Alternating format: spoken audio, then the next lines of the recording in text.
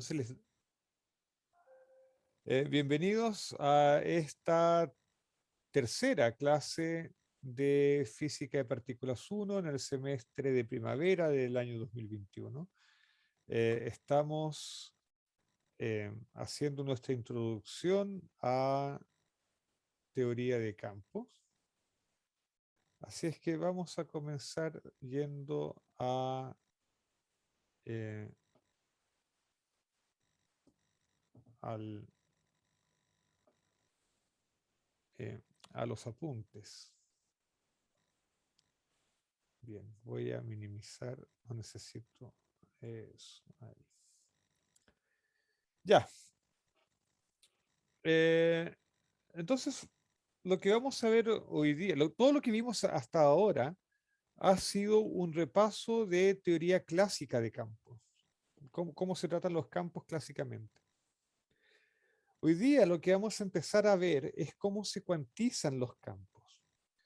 Ahora, la primera advertencia que tengo que hacer es que nosotros sabemos cuantizar solamente teorías libres, campos libres. Pero no importa, después vamos a ver cómo vamos a tratar los campos que no son libres, los campos que tienen interacción. Y para comenzar, vamos a tomar el ejemplo más sencillo de todos, que es el campo escalar real. Y lo que, lo que vamos a hacer, lo que vamos a partir haciendo es definir el momentum canónicamente conjugado del campo. En mecánica clásica, el momentum canónicamente conjugado uno lo llama P, ¿no?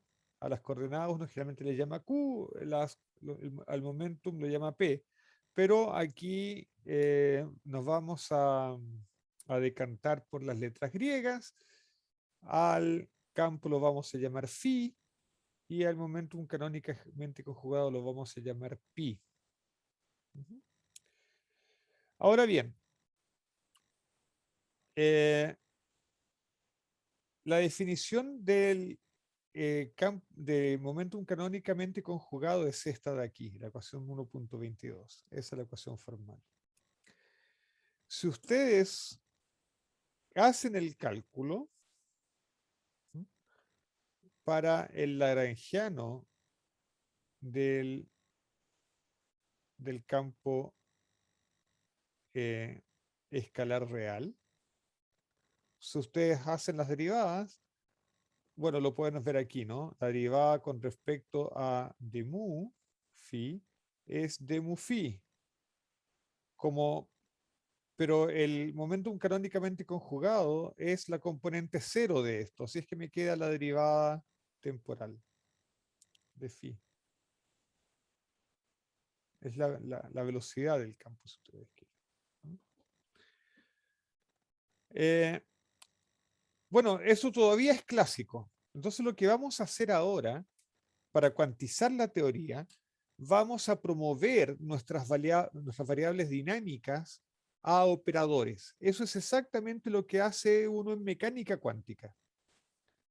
En mecánica cuántica, lo que uno hace para construir la teoría cuántica es promover las variables dinámicas, que en el caso de la mecánica son la posición y el momentum, las promueve a operadores y uno les asigna estas reglas de conmutación. Bueno, nosotros vamos a hacer exactamente lo mismo. Vamos a tomar nuestro campo y su momentum canónicamente conjugado y los vamos a transformar, los vamos a promover a operadores y vamos a exigir que cumplan estas, eh, estas relaciones de conmutación. Fíjense que son el exacto análogo a las relaciones de conmutación de la mecánica cuántica. Lo único que hemos hecho básicamente es sustituir esta delta de Kronecker por esta delta de Dirac, simplemente porque aquí en mecánica K y L son etiquetas discretas que me dicen a qué eje de coordenadas se refiere. Si tú quieres, corre en la dimensión del espacio. Mientras que aquí las etiquetas son la posición y el tiempo. Esas son las etiquetas. ¿Ok? Ahora, fíjense que la posición y el tiempo en teoría cuántica de campos no son variables dinámicas, son apenas etiquetas.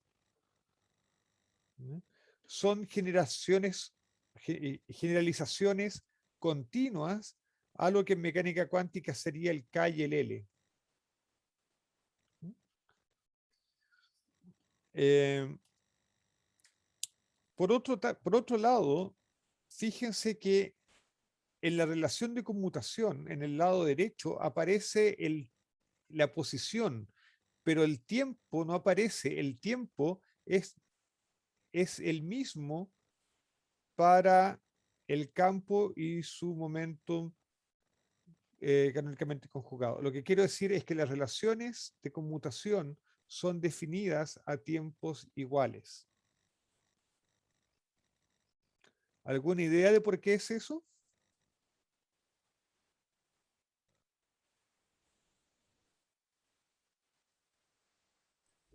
Eso es por el cuadro que estamos usando para cuantizar. A ver, ¿a qué te refieres? Que, Elabora esa está- idea. que uno puede cuantizar en cuadro de Schrödinger o Heisenberg, y en este caso estamos considerando el cuadro de Schrödinger, donde estamos considerando tiempo fijo. Ya, mira. eh, ah, claro, porque tu idea es que eh, en el cuadro de Schrödinger son los estados los que evolucionan en el tiempo. A eso te refieres, ¿no? Sí, Ya. Mira, en realidad esa podría ser una buena idea, pero lo que sucede es que eh, de hecho, los campos dependen del tiempo. El tiempo es una variable. Lo único que estamos haciendo, de hecho, teoría cuántica de campos se construye en el cuadro, ni en el cuadro de Schrödinger, ni en el cuadro de Heisenberg se construye en una mezcla de los dos, que es el cuadro de interacción, pero no me voy a meter en esos detalles técnicos. Eh, el, el- los operadores sí dependen del tiempo. Los operadores sí dependen del tiempo. El tiempo no es fijo aquí. Lo único que está sucediendo es que es el mismo para ambos, digamos. Fíjate que la posición no es la misma, pero, pero el tiempo sí. En realidad la razón de eso tiene que es, ver con causalidad, sí. tiene que ver con causalidad, sí, tiene que ver con eso. Tiene que ver con que eh, estamos haciendo lo que se llama una foliación hamiltoniana. Estamos dividiendo el espacio-tiempo, si tú quieres, en hiperplanos de tiempo fijo.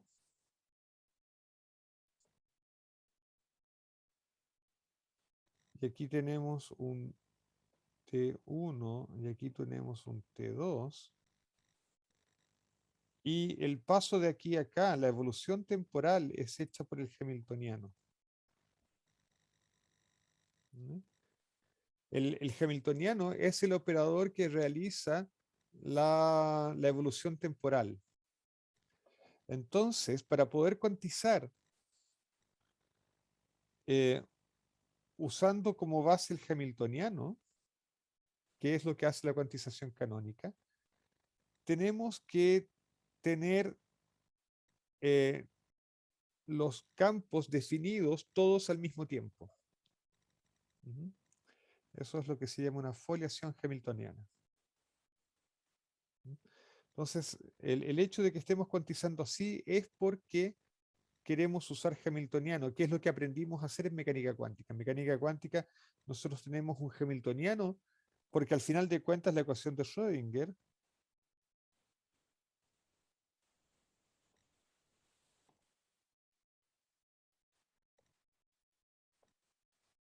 h va igual a 1, ¿ok? ¿Mm? Esa es la ecuación la ecuación de Schrödinger.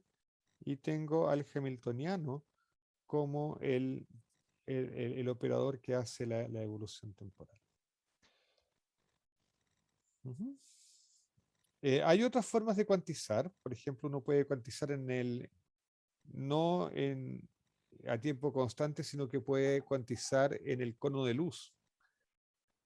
Pero eso es más complicado y hasta donde yo sé, no es una técnica completamente desarrollada todavía.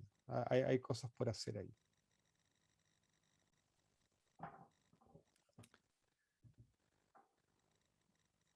Pero esa es la razón por la que usamos eh,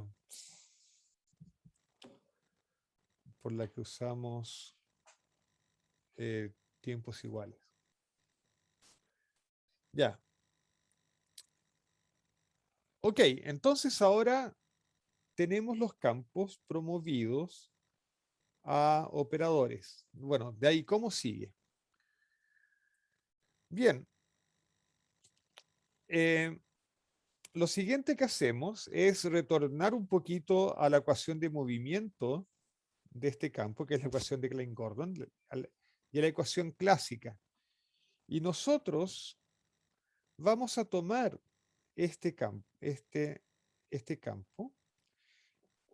y vamos a escribir la solución más general de la ecuación de Klein-Gordon. Y la solución más general de la ecuación de Klein-Gordon es esta de aquí. Es una superposición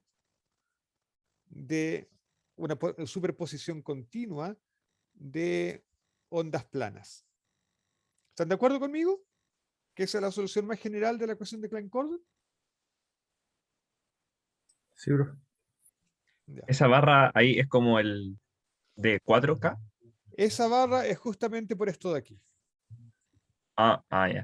¿Ya? Ahí está. Es el Bien. de 4K y tiene también esta delta que básicamente es la condición es la relación de dispersión, ¿no? Que tiene que satisfacer el, el, el quadrimomentum, ese de ahí. Y esto de aquí es para exigir tener energías positivas. ¿Okay?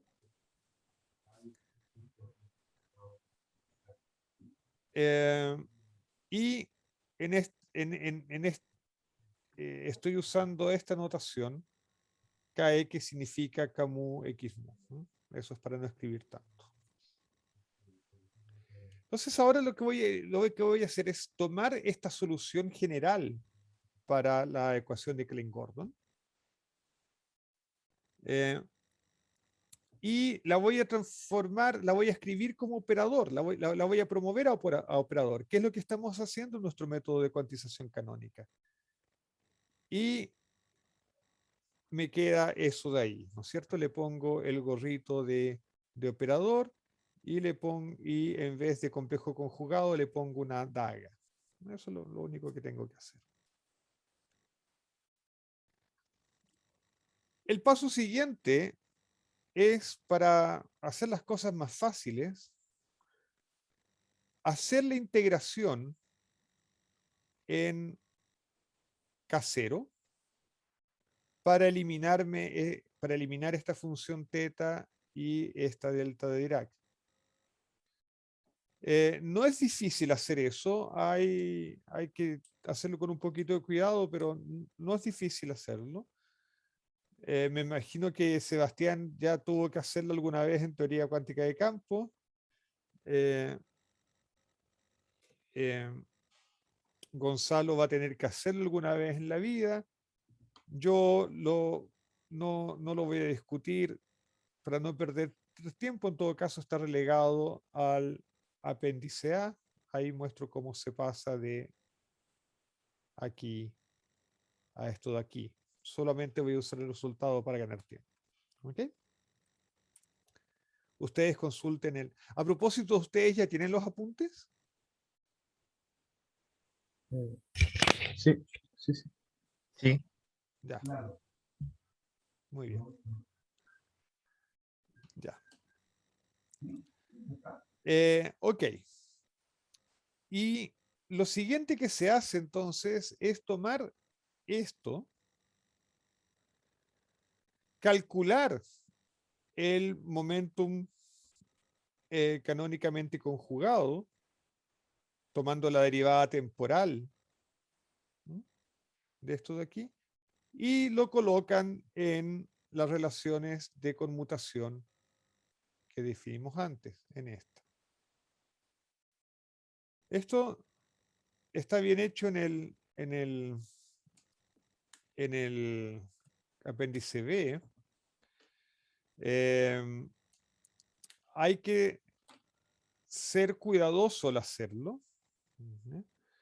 Eh, pero aquí está hecho con detalle también, cómo se calculan las relaciones de... Como es matemática, ¿no?, solamente yo me quiero concentrar en llegar rápido a la física de todo esto. Yo les voy a ir contando la historia solamente en este punto. Además que las clases son más cortas, así es que tenemos que salvar tiempo. El resultado que uno obtiene es esto de aquí. Y esto es súper cachilupi porque esto, salvo un problema de normalización, nos recuerda a las relaciones de conmutación de los operadores de subida y de bajada en el oscilador armónico.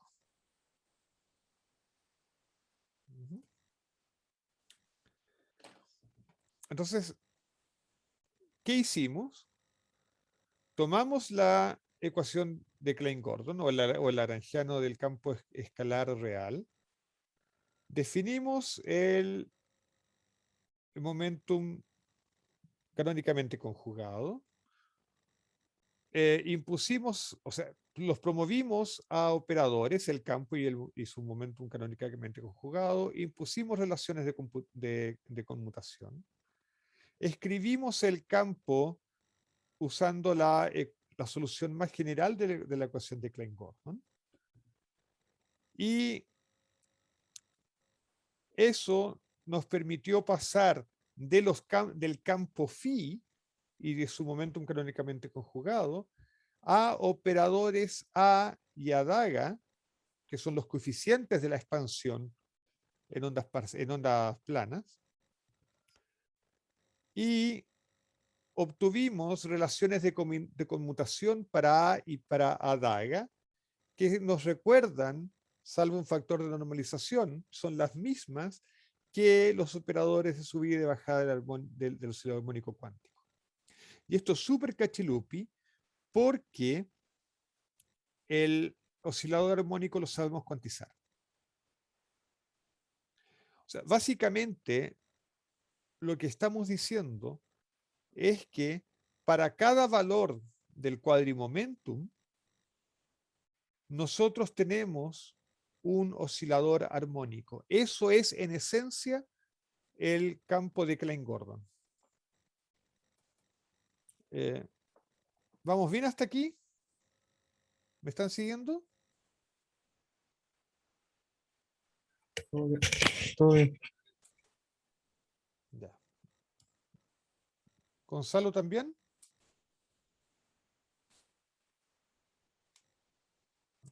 Ah, perdón, estaba muteado.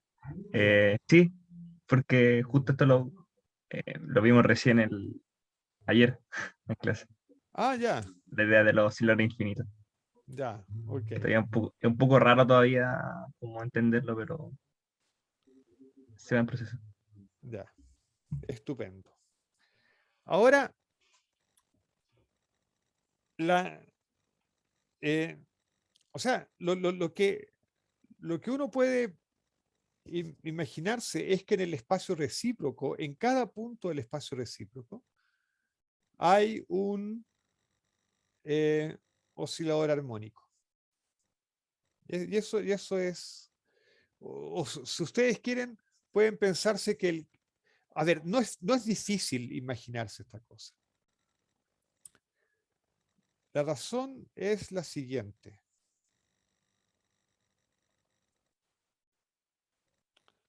Eh, volvamos al Lagrangiano de Klein-Gordon.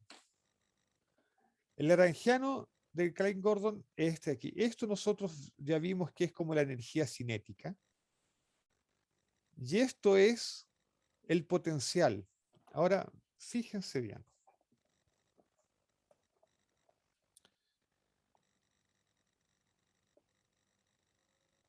Lo que yo quiero aquí es crearles intuición.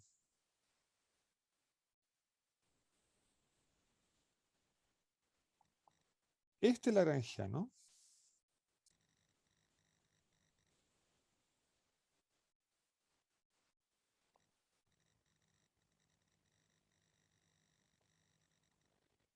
y este Lagrangiano en mecánica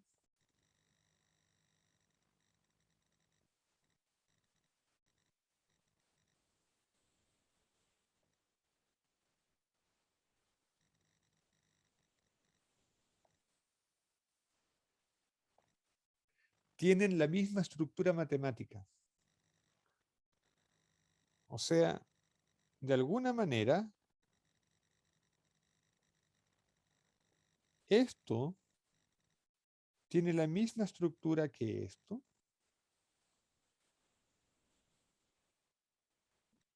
y esto de aquí tiene la misma estructura que esto. ¿Ok? Entonces, la gran diferencia es que phi es un campo y phi depende de x. Entonces, lo que está ocurriendo es lo que tú te puedes imaginar, que lo que está ocurriendo es que en cada punto del espacio tú tienes un oscilador armónico.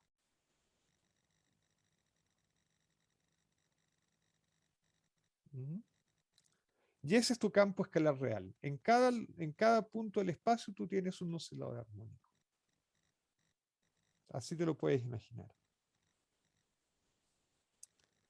Así es que no es descabellado lo que estamos haciendo. Los resultados a los que estamos llegando. Ya. Ahora bien, como nosotros sabemos cuantizar, ya hemos cuantizado en los cursos de mecánica cuántica, el oscilador armónico de manera algebraica, podemos operar como operábamos con los osciladores armónicos. No tenemos que mostrar nada. Sabemos que esta álgebra nos dice que hay un estado que es el estado fundamental, digamos, el estado de mínima energía, y que voy a denotar por el ket 0.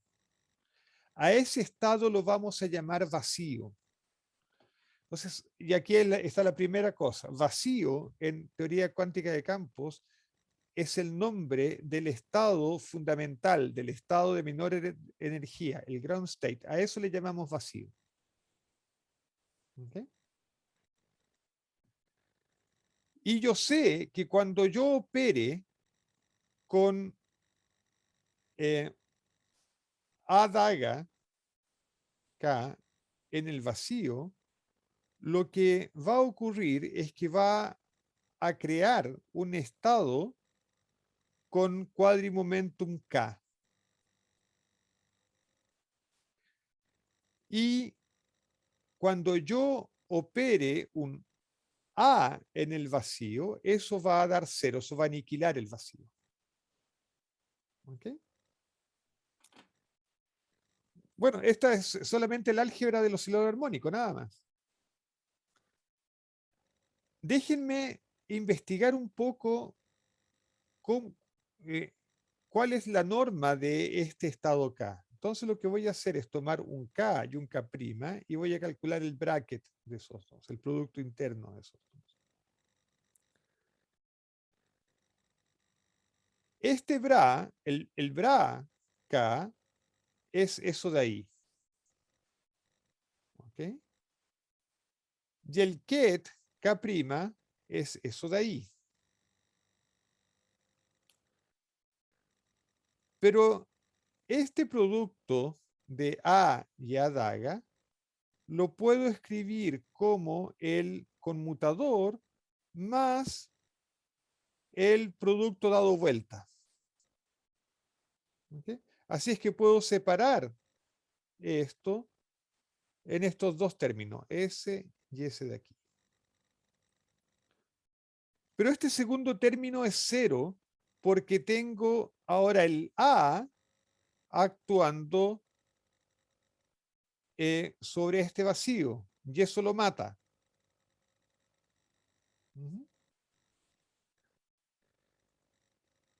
Así es que, mientras que en el primer término puedo reemplazar esto por el resultado del conmutador y me va a dar esto de aquí.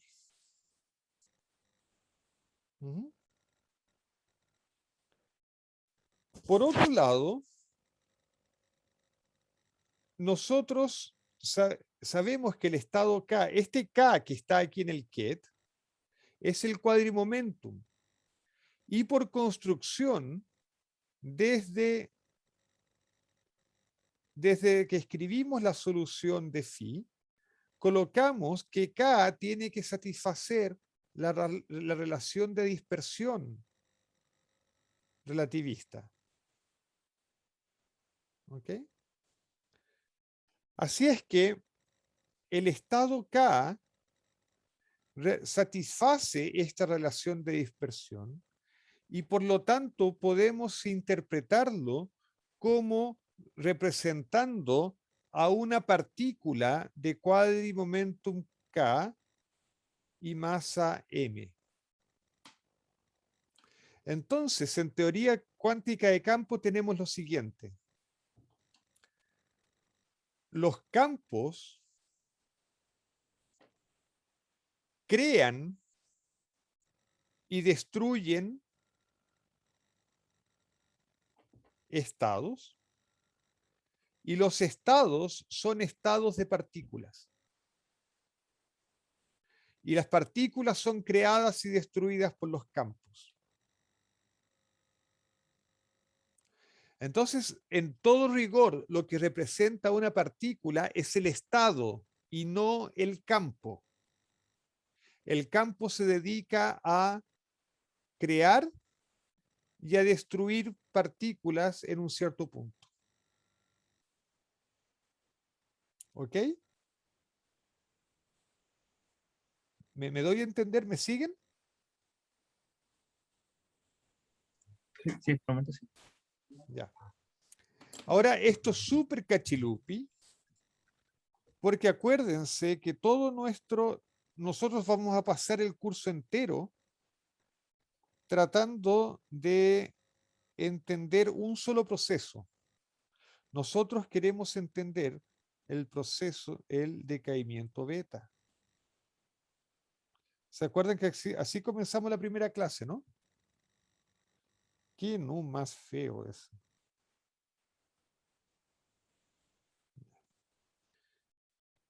Y la primera cosa curiosa del decaimiento beta es que tengo un neutrón que desaparece y tengo 3 partículas que aparecen en el estado final. Bueno, la teoría cuántica de campos, con estos campos aquí que destruyen y crean partículas, porque tienen estos operadores A y adaga que destruye y que crean partículas, la teoría cuántica de campos me da el marco necesario y adecuado para entender cómo es esto de que hay partículas que desaparecen y otras que aparecen. ¿Ok? Por eso usamos teoría cuántica de campos. Preguntas. Comentarios.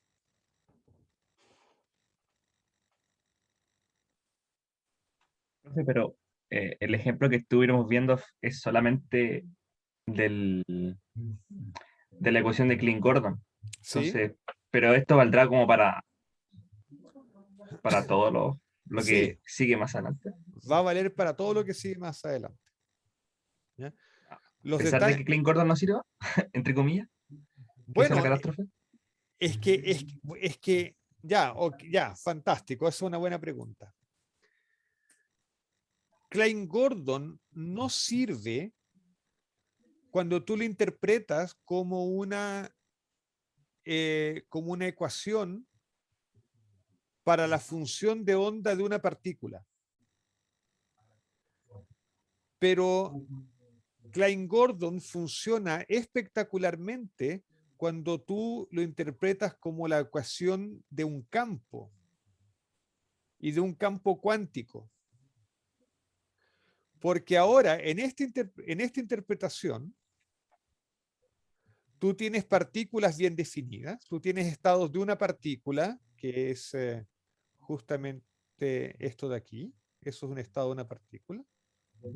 Digamos, este K es un estado de una partícula. Pero tú también podrías tener estados de 2 partículas. Por ejemplo,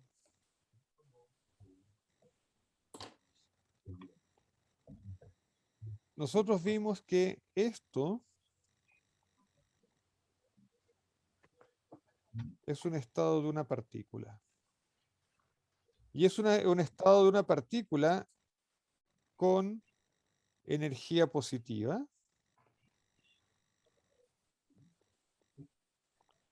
Y que cumple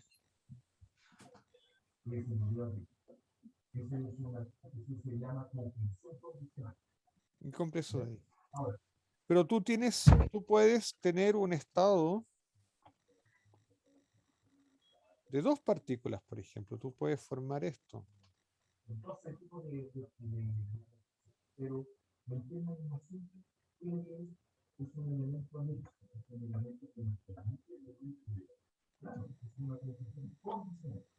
Es un estado de 2 partículas. Una con momentum K y otra con cuadrimomentum K'. Y tú puedes tener, adivina, un estado de 3 partículas. Ahora aquí hay constantes multiplicativas que no estoy considerando porque me da lata, y porque nunca me acuerdo. Y en esos K, como un cuadro de momento, está representada la relatividad, está metida ahí. Exactamente. Entonces, ahora tú tienes una teoría de campo que no es una teoría de una partícula, como la mecánica cuántica relativista. Tienes una teoría cuántica de campos que produce estados de una o de más partículas. Ya. Y entonces la teoría cuántica de campos, o sea, la ecuación de Klein-Gordon, interpretada no en términos de mecánica cuántica relativista, sino que en términos de teoría cuántica de campos, como una ecuación para campos, es completamente consistente. Ya.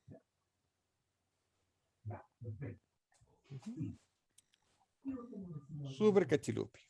Profe, ¿Sí? y ese problema de las, creo que eran densidades de probabilidad negativa, ¿cómo se concilia eso en este contexto de campo? Porque el módulo cuadrado de... porque tú ya no interpretas phi como una función de onda. Phi ahora es un operador, no es una función de onda.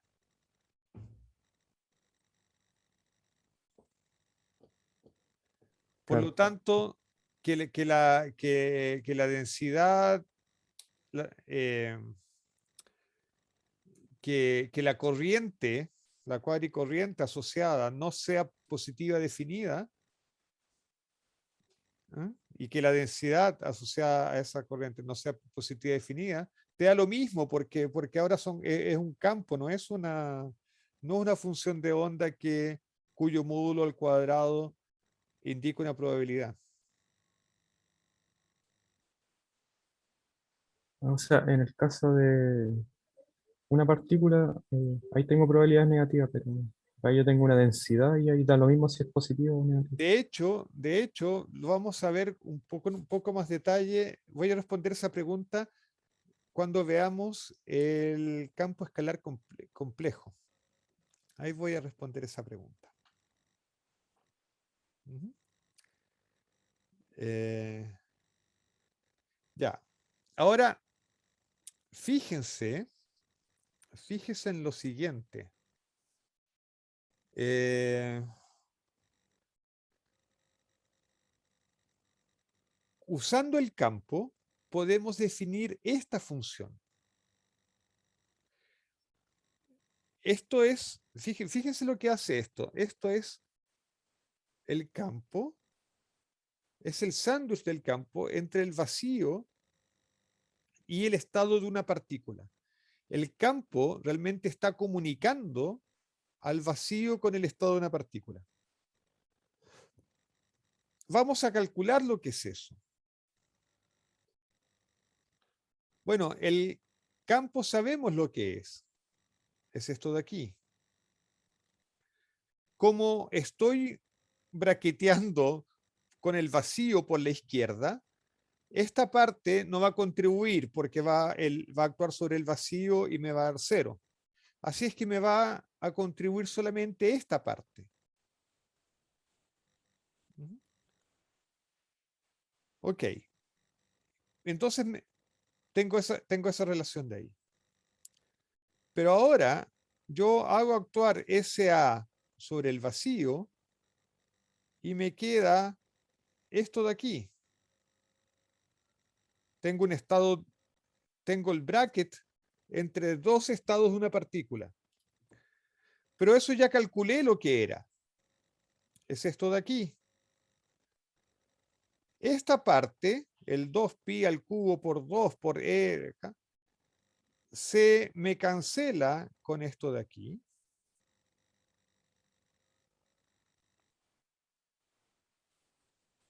Me queda la delta, que es eso. Y tengo la exponencial que viene de la solución del campo.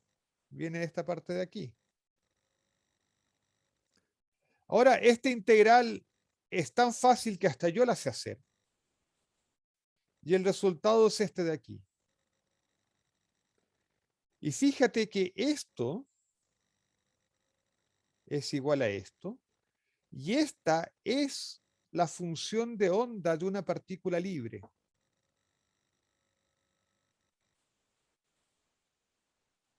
¿Ok? Por lo tanto, esto de aquí, esto es la función de onda de una partícula libre, pero no el campo.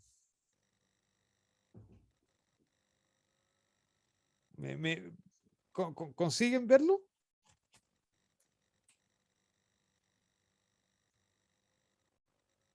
Es como el operador campo, básicamente. El operador.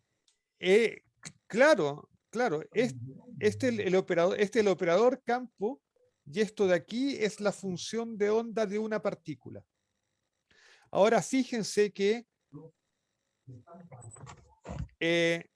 lo que sobrevive es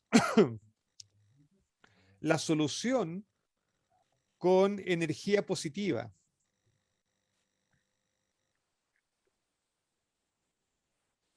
Así es que con esto no tengo ningún problema. Eso es porque la partícula es libre y no está ligada al mismo Ok, potencial. ok. Estamos usando que la partícula es libre, no está ligada a nada. Exactamente. Ujú. ¿Ya? Bueno, y aquí está lo que yo les decía de que podemos formar estados de más de una partícula. Y en ese estado de más de una partícula también podemos aniquilar partículas usando el A. ¿Ok? Y esto es en esencia la teoría cuántica de campos. Esto es. Y esto es básicamente lo único que sabemos hacer exactamente. ¿No? Es así como se cuantizan los campos libres. Entonces vamos a... ¿Hay alguna pregunta, algún comentario hasta ahora?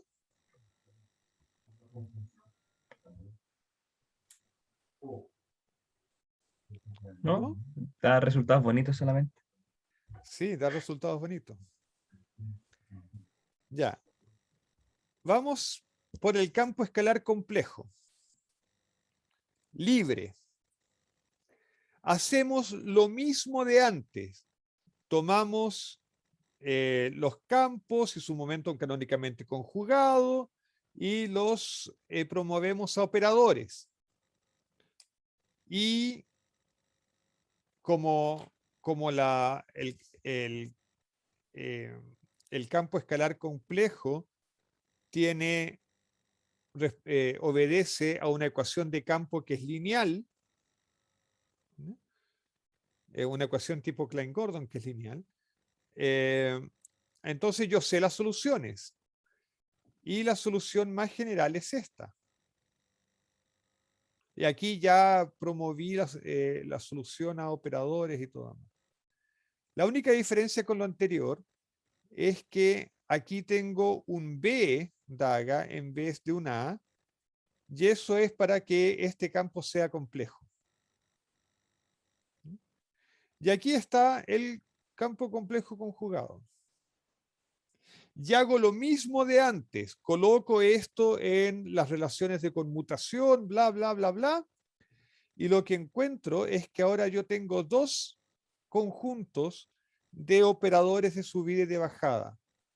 Los operadores tipo A y los operadores tipo B. ¿Ok? Ujú. Ya. Ahora lo que voy a hacer es agarrarme de un resultado de la clase anterior. Ah, ustedes no ven lo que yo estoy viendo aquí. Ok.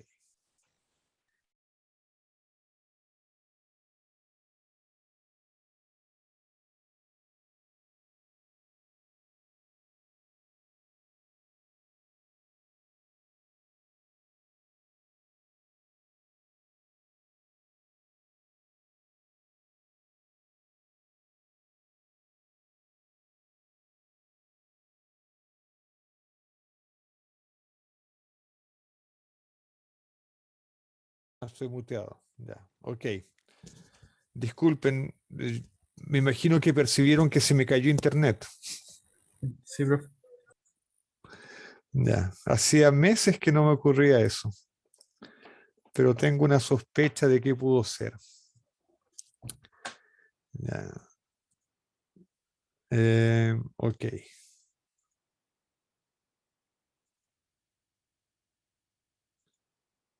Ya. Ok. Sigamos entonces. Ya. Entonces estaba diciendo que nos vamos a tomar de lo que hicimos la clase pasada. En la clase pasada vimos que el campo escalar complejo es descrito por este lagrangiano, y que tiene una corriente de Noether, una corriente conservada, que es esta de aquí. ¿Ok? Y la componente, bueno, la integral de la componente 0 es la carga. Es la carga conservada, ¿no? Bueno, lo que voy a hacer ahora es tomar la carga y promoverla también a un operador, porque de hecho está construida por operadores. Y la única diferencia que voy a hacer por razones técnicas es colocarle estos puntitos aquí para designar lo que se llama el orden normal. O sea, voy a exigir que en esto que está aquí adentro, el operador de creación vaya siempre a la izquierda del operador de aniquilación o de destrucción. Aniquilación creo que es el nombre estándar, ¿no?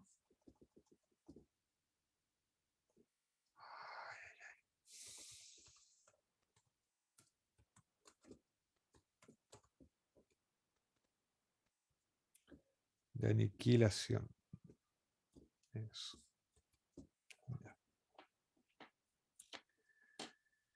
Entonces, si tomamos estos campos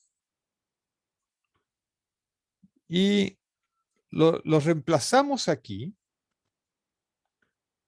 vamos a ver que el operador de carga adquiere esta forma. Es cosa de colocarlos y hacer el álgebra. Se los dejo como ejercicio.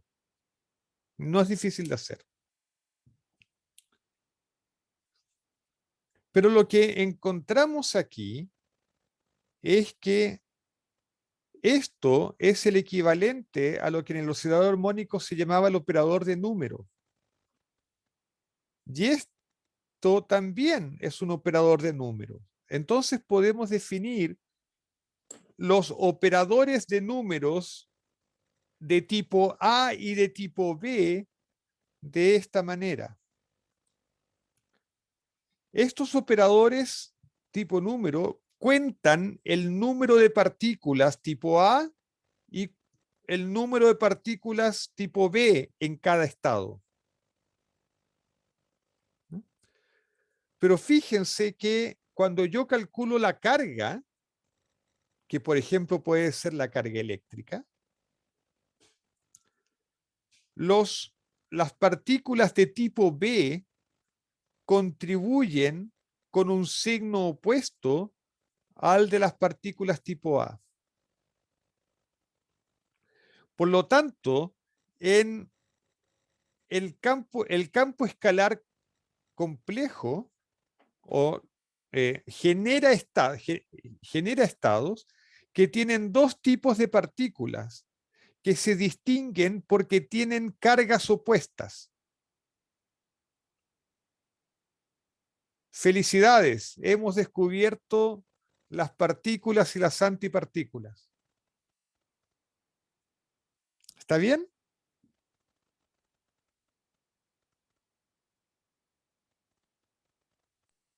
Profe, y para darse cuenta igual de eso, uno podría aplicar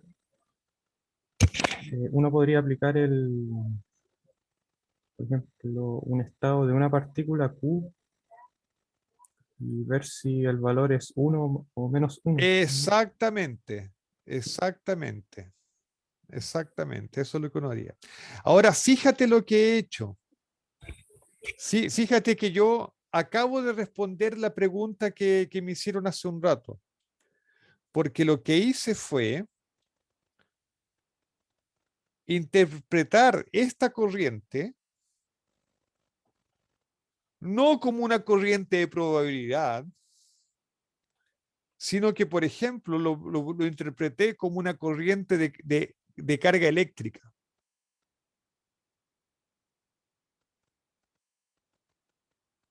pero no lo interpreté, entonces que la carga no sea positiva, o que la densidad, o que la densidad, el J0, no sea positivo definido, me da lo mismo, porque lo estoy interpretando como una densidad de carga y no como una densidad de probabilidad.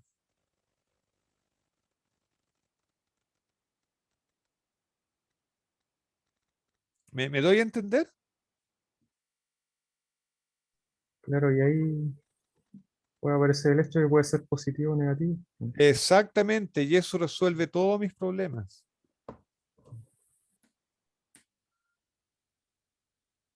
Ujú. ¿Se entiende entonces ahora la gracia de la teoría de campo? ¿La teoría cuántica de campo? Sí, La teoría cuántica de campos resuelve todos los problemas que presentaba la mecánica cuántica relativista.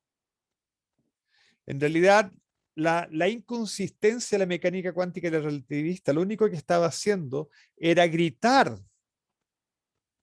que la teoría correcta es una teoría cuántica de campos en vez de una mecánica cuántica. ¿No? Por eso es que la mecánica cuántica es solamente una teoría aproximada.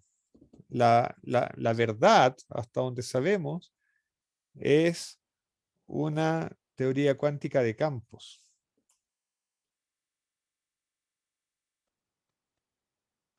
O una teoría de cuerdas, pero eso está fuera del alcance de este curso. ¿Ok? Preguntas, comentarios.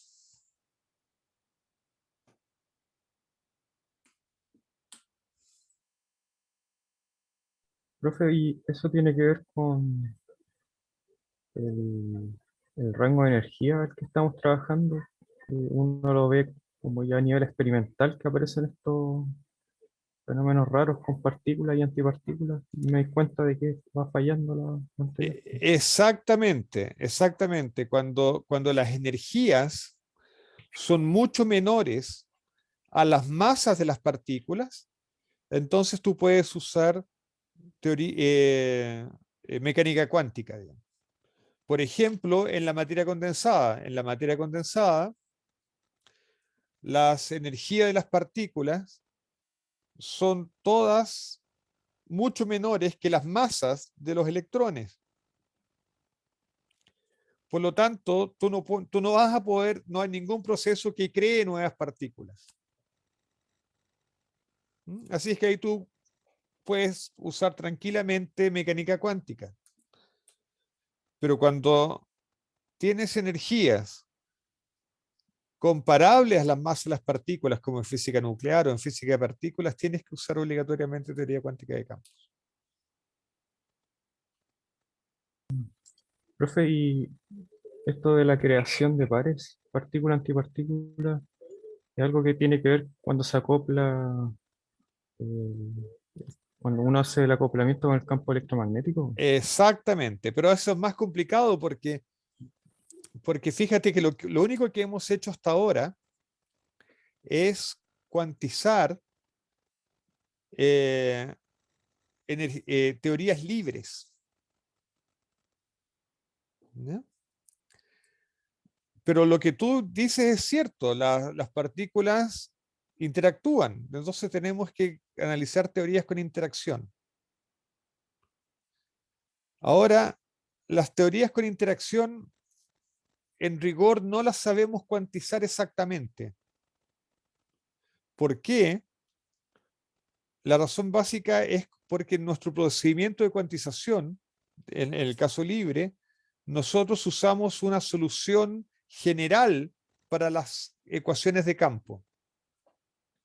Pero cuando tú tienes campos interactuantes, tus ecuaciones son no lineales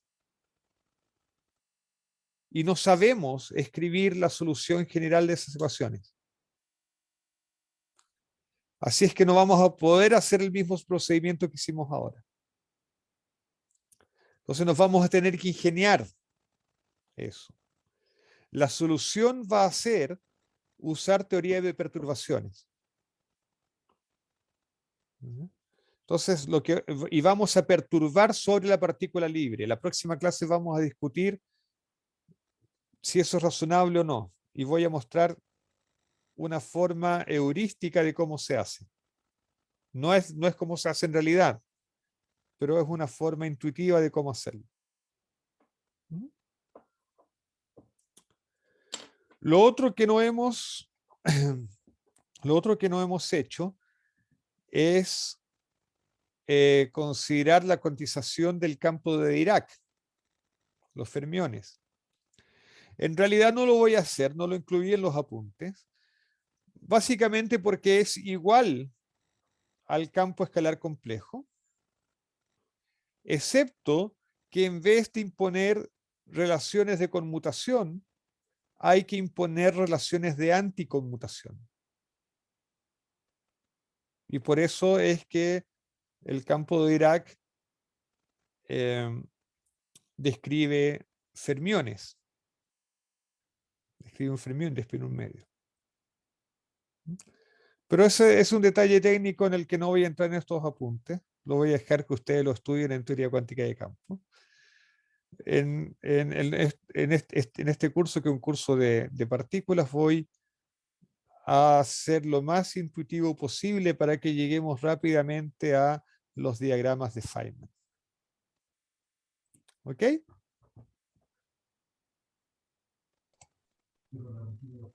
Aquí, profe. ¿Alguna pregunta, comentario final? Nos quedan 5 minutos, ya no vale la pena entrar en tema nuevo. Siento que me va a spoilear todo el curso de cuántica de campo, profe. Siento que eso va a pasar. Sí, en realidad yo voy a contar las cosas bonitas y le voy a dejar a... ¿Quién está dando el cuántica? Claudio, ¿no? Claudio Dip. Sí. ¿Sí? Voy a dejar que Claudio Dip entonces haga los cálculos feos, digamos. O las tareas, mejor dicho, pero claro. Claro, exactamente. Ahora, no le vayan a decir a Claudio cómo estoy haciendo yo las cosas en teoría de teoría cuántica de campo. Le va a dar un patatús, digamos. No, va a ser divertido. No, pero no le voy a contar. Claro. Pero va a ser divertida la experiencia. Claro. O sea, usted en el curso vas a ver que las cosas... Bueno, Gonzalo ya sabe, Gonzalo ya hizo ese curso, ¿no? Las cosas son harto más formales de lo que yo estoy haciendo, pero yo le estoy contando la película, digamos. No, yo lo estoy dando ahora, por eso. Ah, tú lo Era estás dando Sebastián, ahora. sí. Creo que era Sebastián el que ya lo había dado. Ah, por eso. Sebastián, sí. Disculpa, les cambié el nombre. Sí, sí. Sebastián, tú habías dado el curso, ¿no? Sí, con diff, el 1 y el 2. Claro.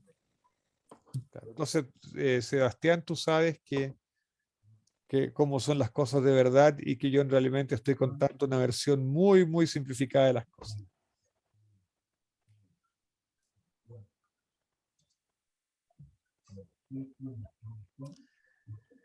Ya pues, nos vemos entonces. Si no hay preguntas ni comentarios, nos vemos el lunes en la alegría y en la felicidad. Profe, ¿Sí? sí, que tengo una duda que todavía me ronda en la cabeza. Dime. Es con respecto, cuando vi la parte de las simetrías de ¿Ya? Lagrangiano, el caso complejo creo. Bueno, en general, ¿por qué uno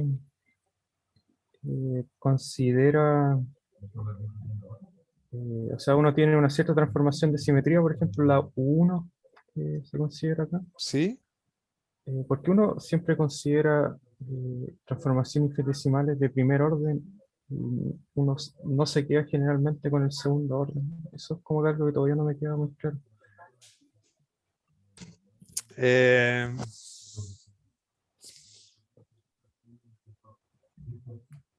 O órdenes superiores también. órdenes superiores. Esa es una buena pregunta.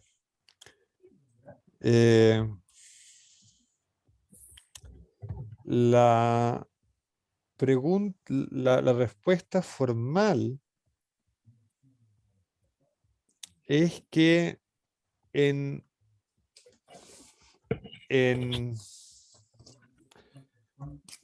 pero es una respuesta un poco tramposa. Es que en teoría de grupos, tú puedes distinguir dos aspectos del grupo, los aspectos globales y los aspectos de las transformaciones que son cercanas a la unidad. Las transformaciones que son cercanas a la unidad, o sea, las transformaciones infinitesimales, definen una estructura que se llama el álgebra del grupo. ¿Ya? Y eso, uno puede demostrar que estudiar el álgebra es suficiente para determinar las propiedades del grupo. ¿No? Por lo menos las propiedades que nos interesan cuando estudiamos la simetría. ¿No? Entonces, esa es la razón por la que uno incluye transformaciones infinitesimales. Porque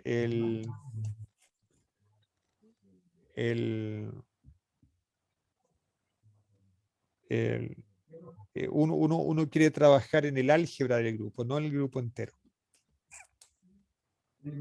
No sé si, yo creo que eso no aclara nada, digamos. Y por otro lado, hace las cosas más fáciles porque tú tienes, cuando tú consideras